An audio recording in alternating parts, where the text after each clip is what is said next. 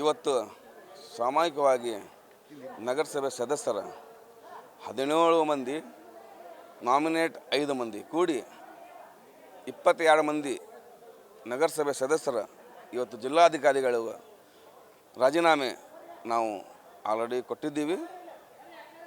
ನಮ್ಗೆ ಭಾಳ ಆಗೈತಿ. ಯಾಕಂತಂದ್ರೆ ಎಚ್ ಕೆ ಪಾಟೀಲ್ ಸಾಹೇಬ್ರಿಗೆ ಇವತ್ತು ನಾವು ಇದೆಲ್ಲ ಸ್ಟ್ರೈಕ್ ಮಾಡಿ ಸಚಿವ ಸ್ಥಾನ ನಾವು ಕೊಡ್ರಿ, ನಗರಸಭೆ ಸದಸ್ಯರು ರಾಜೀನಾಮೆ ಕೊಡ್ರಿ ಅಂಥೇಳಿ ನಾವು ಇವತ್ತು ಕೇಳಾವಂತೀವಿ. ಆದರೆ ನಮ್ಮ ಎಚ್ ಕೆ ಪಾಟೀಲ್ ಸಾಹೇಬ್ರ ಒಂದು ಮುಖ್ಯಮಂತ್ರಿ ಸ್ಥಾನ ಅವ್ರಿಗೆ ಸಿಗಬೇಕು. ಎಚ್ ಕೆ ಪಾಟೀಲ್ ಸಾಹೇಬ್ರಿಗೆ ಅಂಥ ಒಂದು ನಾಯಕಗೆ ತಾವು ಇವತ್ತಿನ ದಿವಸನಾಗ ಸಚಿವ ಸ್ಥಾನ ಕೊಳ್ಳಿಲ್ಲ. 2ನೇ ಹಂತದಲ್ಲಿ ನಾವು 2ನೇ ಹಂತದಲ್ಲಿ ನಮ್ಮ ಸಾಹೇಬ್ರಿಗೆ ಸಚಿವ ಸ್ಥಾನ ಸಿಗತ್ತಂಥೇಳಿ ನಾವು ಇವತ್ತು ತಿಳ್ಕೊಂಡಿದ್ದೀವಿ. ಆದ್ರೆ ಸಚಿವ ಸ್ಥಾನ ಸಿಗಲಿಲ್ಲ ನಮ್ಮ ಎಚ್ ಕೆ ಪಾಟೀಲ್ ಸಾಹೇಬ್ರಿಗೆ.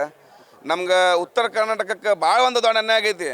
ಅವರು ಮೈಸೂರು ಕಡೆ, ಹಾಸನ ಕಡೆ, ಬೆಂಗಳೂರು ಕಡೆ, ಗುಲ್ಬರ್ಗ ಕಡೆ ಅಲ್ಲೇ ಅವರು ಸಚಿವ ಸ್ಥಾನ ಅವರು ಲೀಡರ್ಸ್ಗಳಿಗೆ ಬೆಳೆಸೋದು. ಆದರೆ ನಮ್ಮ ಉತ್ತರ ಕರ್ನಾಟಕ ಯಾವಾಗಲೂ ಅನ್ಯಾಯ ಮಾಡ್ಕೊಂಡು ಬಂದಾರ.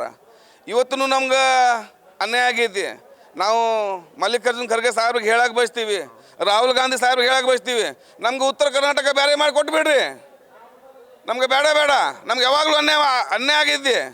ನಮ್ಮ ಎಚ್ ಕೆ ಪಾಟೀಲ್ ಸಾಹೇಬ್ರಿಗೆ ನಾವು ಇವತ್ತಿನ ದಿವಸ ಸಚಿವ ಸ್ಥಾನ ಸಿಗತ್ತಂತ ತಿಳ್ಕೊಂಡಿದ್ವಿ.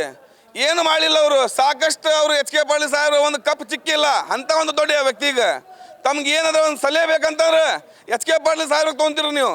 ನಮ್ಮ ಎಚ್ ಕೆ ಪಾಟೀಲ್ ಸಾಹೇಬ್ರಿಗೆ ಸಚಿವ ಸ್ಥಾನಕ್ಕೆ ನೀವು ತೋಲಿಲ್ಲ. ನಾವು ಬರೀ ಇಲ್ಲೇ ಇವತ್ತಿನ ದಿವಸನಾಗ ನಾವು ಎದಕ್ಕದೀವಿ ಅಂತಂದ್ರೆ ತಾವು ಬಂದಾಗ ನಾವು ಜನರಿಗೆ ಕೂಡಿಸ್ಬೇಕು, ನಾವು ಮಂದಿಗೆ ಕೂಡಿಸ್ಬೇಕು, ಕುರ್ಚಿ ಹಾಕಿಸ್ಬೇಕು, ನಿಮ್ಗೆ ವಾವಯ ಅಂತೇಳಿ ಹಾಕಿಸ್ಬೇಕು. ನಾವು ಅಂಥ ಒಂದು ದೊಡ್ಡ ವ್ಯಕ್ತಿಗೆ ನೀವು ಸಚಿವ ಸ್ಥಾನ ಕೊಳ್ಳಿಲ್ಲ. ಇವತ್ತು ಹೋರಾಟ ಪ್ರಾರಂಭ ನಡ್ಕೊತ ಇದೆ. ಆದ್ರೆ ಎಲ್ಲಿ ಮಠ ನಮ್ಮ ಸಾಹೇಬ್ರಿಗೆ ಸಚಿವ ಸ್ಥಾನ ಕೊಡಂಗಿಲ್ಲ ಅಲ್ಲಿ ಮಠ ನಾವು ಹೋರಾಟ ಮಾಡ್ತೀವಿ.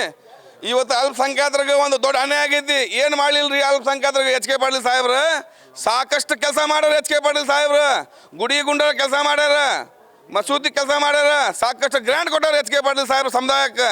ಅಂಥ ಒಂದು ದೊಡ್ಡ ವ್ಯಕ್ತಿಗೆ ತಾವು ಸಚಿವ ಸ್ಥಾನ ಕೊಳ್ಳಿಲ್ಲ ಅಂತಂದ್ರೆ ನಾವು ಡಿ ಕೆ ಶಿವಕುಮಾರ್ಗೆ ಹೇಳಕ್ಕೆ ಬಯಸ್ತೀವಿ, ಮುಂದೆ ಬರುವ ದಿನಗಳಲ್ಲಿ ಕಾಂಗ್ರೆಸ್ ಪಕ್ಷಕ್ಕೆ ಒಂದು ದೊಡ್ಡ ಅನ್ಯಾಯ ಆಗೈತೆ ಅಂತೇಳಿ ನಾ ಈತೊಂದು ದಿವಸ ಹೇಳಕ್ಕೆ ಬಯಸ್ತೀನಿ.